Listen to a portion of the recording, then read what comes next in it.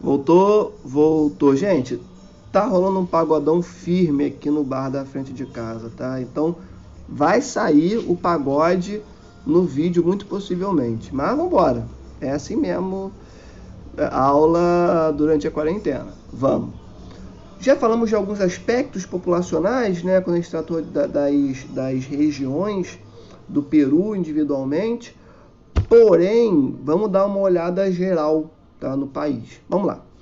A população peruana, ela é formada majoritariamente, ou seja, na sua maior parte, por ameríndios, tá? Indígenas.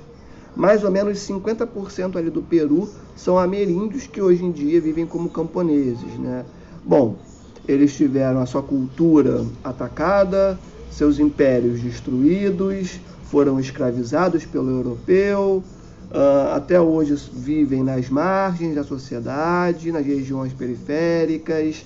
Então, basicamente, o que sobrou para eles foi viver da agropecuária. Tá bom? Isso é colonização. Os brancos representam ali 7% da população, tá? Esses brancos não são brancos de verdade, tá bom? Eles são descendentes de europeus, mas como eles têm sangue latino nas veias, eles são latinos, tá? A gente só coloca branco para poder facilitar. Euro-ameríndios são descendentes, né, do encontro do europeu com os indígenas, né? E aí os descendentes dessas relações são os euro-ameríndios, que aí já representam mais ou menos 40% da população, e os negros ali ocupam o litoral, e os negros são a minoria étnica dentro ali do Peru. Porque o Peru, ele utilizou mão de obra escrava negra? Utilizou. Porém, o que acontece? Ele utilizou mais os indígenas, né? Os espanhóis ali no Peru escravizaram em maior número os indígenas, né, que vinham daqueles impérios que os espanhóis fizeram questão de destruir, tá bom? Então, a mão de obra mais utilizada foi a indígena mesmo, tá? Economia. A economia do Peru, na sua maioria, né, ela é primária, ou seja, é uma economia que depende do extrativismo, da agricultura, da pecuária, tá bom? E aí a gente tem que dar um foco nos recursos minerais, nos produtos agrícolas, na pesca. E aí quando a gente fala de pesca, gente, tem um elemento que é muito importante, que é o seguinte: a corrente de Humboldt. Corrente de Humboldt é uma corrente fria, né? E se ela é uma corrente marítima fria, ela torna o ar sobre ela também frio, tá? E uma propriedade aqui da geografia, da química, para vocês levarem com vocês: ar frio não conduz muito bem vapor d'água, umidade, beleza? Por isso que é seco. E aí essa corrente de Humboldt, ela cria como se fosse uma espécie de barreira fria e seca que impede a penetração da umidade vinda do oceano em algumas porções litorâneas ali do Peru, tá bom? E aí, por conta disso, tem ali a presença de muitos cardumes, né, que fazem parte dessa corrente marítima de Humboldt. E que ali, por conta dessa configuração física, tá, a corrente marítima, a pesca se torna muito desenvolvida e um setor econômico muito importante para o Peru, tá bem? Petróleo é muito importante para o Peru, está ali próximo da região norte da Amazônia peruana, tá? E existem poucos investimentos produtivos. Como assim? Temos uma infraestrutura muito básica, temos um fraco mercado interno e, como o Peru, ele basicamente é focado no setor primário, ou seja, aquilo de sempre, né? Destina sua produção para o mercado externo e ponto. Os preços externos, quando variam, impactam diretamente o Peru, entendem? Então hoje ele pode estar lucrando muito porque os preços estão lá em cima. Amanhã ele pode estar lucrando muito pouco porque os preços estão lá embaixo. Sacaram? Então você junta isso com uma infraestrutura de transporte. Professor, o que é uma infraestrutura de transporte? Rodovia, ferrovia, carro, ônibus, trem, tá? Pouco desenvolvidas, pouco construídas. E o capitalismo, para funcionar, ele precisa de uma fluidez no espaço. Ou seja, ele precisa sair de um ponto A e chegar até um ponto B com facilidade. Se a rodovia é quebrada, se não existe rodovia ou se não existe ferrovia, como é que ele vai fazer esse trajeto do ponto A ao ponto B? Não vai fazer, tá? O que implica diretamente em impactos negativos para a economia de um país, tá? E junta isso a um mercado interno pequeno, com poucas pessoas tendo acesso a uma condição financeira interessante, enquanto a maior parte da população é relegada à pobreza, à marginalidade e às regiões periféricas, como é que você vai desenvolver ali muitos fluxos comerciais? Você não vai desenvolver, tá? Então, 3 pontos importantes. A variação dos preços dos produtos de acordo com o mercado externo, poucos investimentos em infraestrutura de transporte e a falta de um mercado interno robusto, grande, tornam o Peru, né, um país com poucos investimentos produtivos e explicam por que a sua economia basicamente é dependente de um único setor, que é o setor primário. Tá bem? Terminamos Peru aqui e vamos entrar nos Estados Unidos, tá bom? Esse país que alguns amam odiar e que alguns detestam amar, né? Que consegue ao mesmo tempo ser amado e odiado pelo mundo inteiro e que se acha a polícia do mundo. Vamos lá. Vamos falar sobre a formação dos Estados Unidos da América. Primeira coisa, a gente tem que ter em mente que existia e ainda existe, tá? Mas vamos falar no passado, né? Diferenças entre as colônias do norte ali pegando um pouquinho do centro, tá? E as colônias do sul. Mas antes de qualquer coisa, o espaço geográfico norte-americano, nesse momento, não é nem de longe parecido com o que a gente tem hoje. Daqui a pouco a gente chega nisso com maior profundidade. Mas, basicamente, os Estados Unidos era limitado ali, ó, a um filetinho, né, na porção mais a leste desse território, né, no extremo oriente do território dos Estados Unidos. No livro de vocês tem mapas muito bons e eu recomendo que vocês busquem os seus livros para conseguirem visualizar isso que eu estou falando, tá? Então era só uma filetinha, né, dos territórios que compunham os Estados Unidos naquele momento. Vamos lá. No norte nós tínhamos uma mão de obra livre, tínhamos ali um comércio interno, tínhamos uma policultura,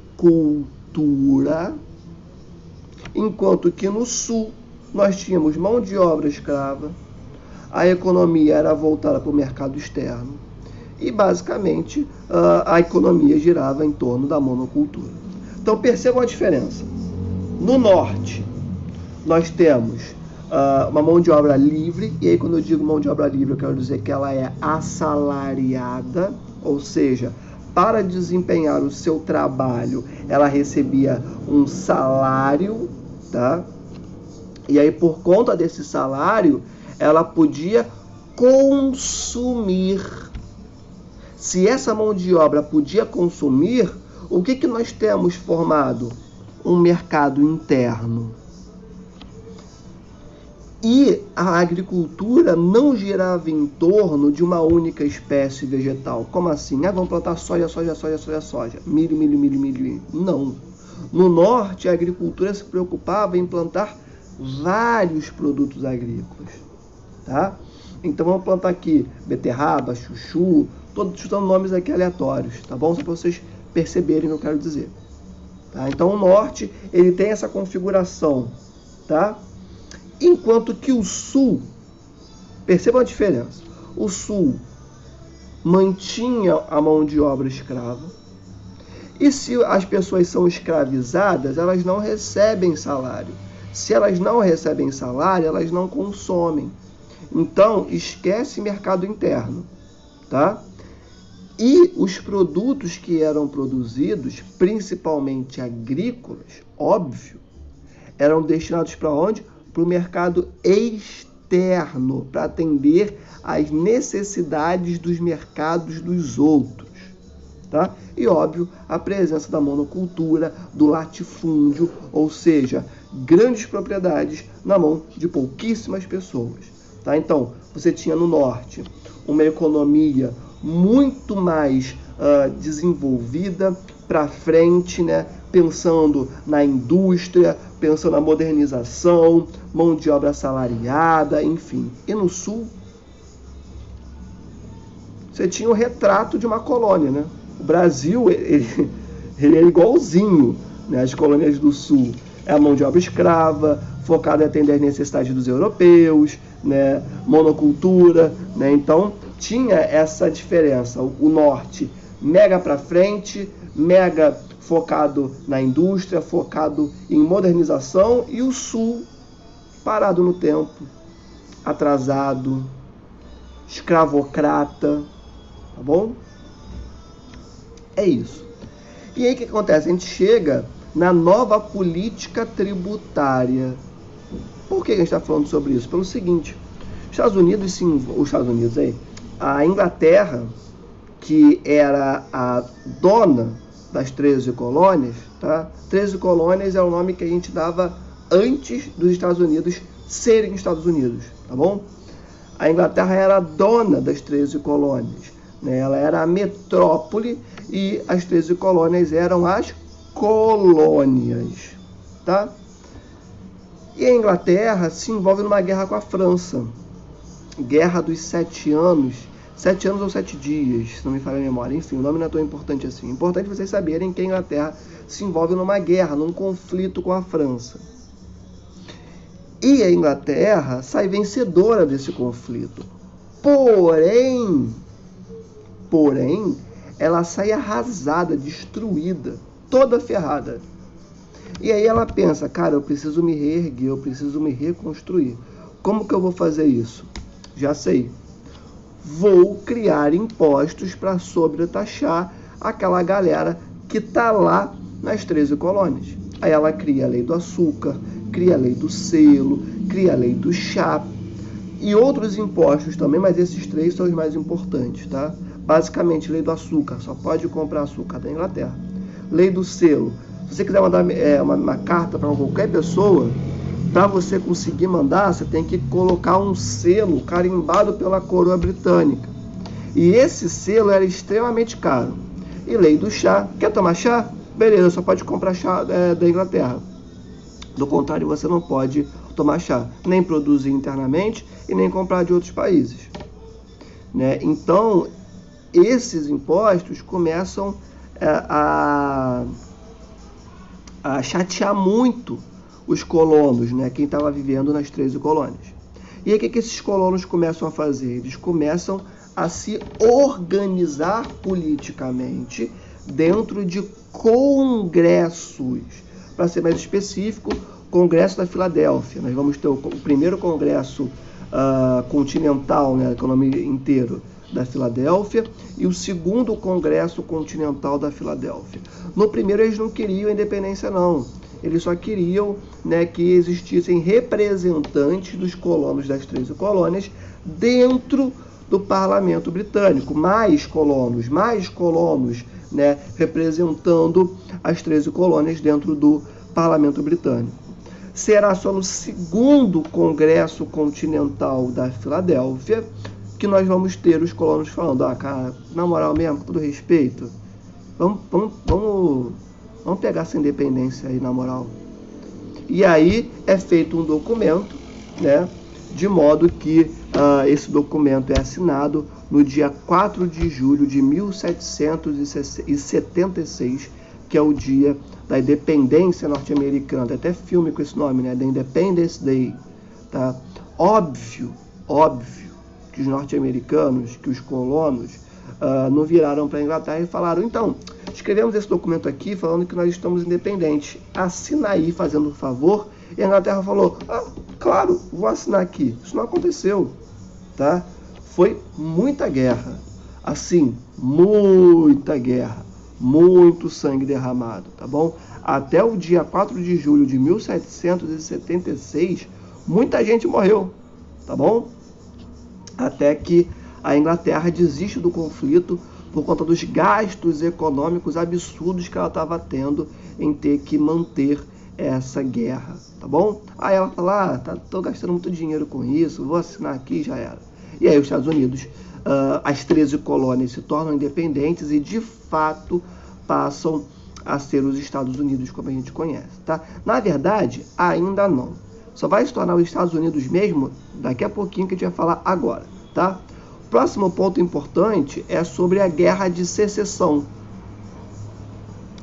que essa guerra vai de 1861 até 1865. Essa Guerra de Secessão basicamente ocorre depois, né, que as 13 colônias já se tornaram independentes. Ela vai começar ali, a Guerra de Secessão, ela começa no finalzinho dos conflitos que viriam a levar à independência. Mas para facilitar o entendimento, a gente coloca que a Guerra de Secessão veio depois que as 13 colônias se tornaram independentes, tá bem? E aí você tem as colônias do norte e as colônias do sul. A do norte, abolicionista, focada numa economia industrial, focada numa descentralização política. Como assim descentralização política? Quem tem o mínimo conhecimento de Estados Unidos sabe que cada estado norte-americano tem como se fosse uma legislação interna, né? Muito forte, tá? E já o sul, por exemplo, tem alguns estados que permitem algumas coisas que alguns outros não permitem, tá bom?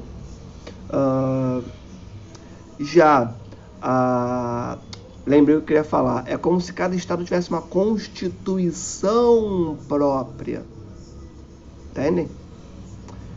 Já no sul, nós tínhamos uma galera escravista, escravocrata, que adorava a escravidão e queria que continuasse a escravidão. Inclusive, olha só que interessante, o argumento que essa galera se utilizava, que também era utilizado aqui no Brasil, era que a escravidão não poderia acabar, porque se acabasse, iria impactar muito a economia das 13 colônias. O mesmo discurso era utilizado para o Brasil nesse momento. O Brasil foi um dos últimos, se não o último país no mundo a abolir a escravidão. E esse era o principal argumento. Veja como os anos passam, porém, quando estoura a pandemia da Covid-19, qual é o principal argumento que utilizam para justificar a ida das pessoas para a rua? Não, a gente não pode ficar de quarentena porque senão a economia vai para o buraco, sendo que não faz o menor sentido. É só ler um pouquinho, só estudar para ver que isso não faz o menor sentido, não tem pé nem cabeça. Mas percebam, séculos diferentes, porém, o argumento continua presente, tá bom? Já fiz esse comentário, vamos voltar para os Estados Unidos. As colônias do sul, então, eram escravocratas, elas tinham uma economia basicamente rural, a galera era focada no campo, não queria saber de indústria e já preferiam um governo centralizado, um governo que iria dizer, não, as 13 colônias são focadas na agricultura e ponto, né? E para eles seria ótimo, tá? Então essa era a diferença dos dois. E aí acontece, em 1861, um cara chamado Abraham Lincoln é eleito presidente das 13 colônias. E Abraham Lincoln vinha do norte. Ele defendia o fim da escravidão. Ele defendia medidas protecionistas, que inclusive, mais um comentáriozinho aqui. Se vocês quiserem, até podem puxar uma setinha para anotar alguma coisa sobre isso. Essas medidas protecionistas são comuns até hoje nos Estados Unidos. O Brasil reclama horrores, porque o Brasil vende soja para os Estados Unidos. E os Estados Unidos impõem impostos muito altos a produtos que vêm de fora. Por quê? Porque eles querem que os seus agricultores se desenvolvam. Eles querem que a sua agricultura se desenvolva. Então, não vou permitir que a agricultura de outro país vai influenciar no desenvolvimento da minha. Não vou impor impostos a essa galera.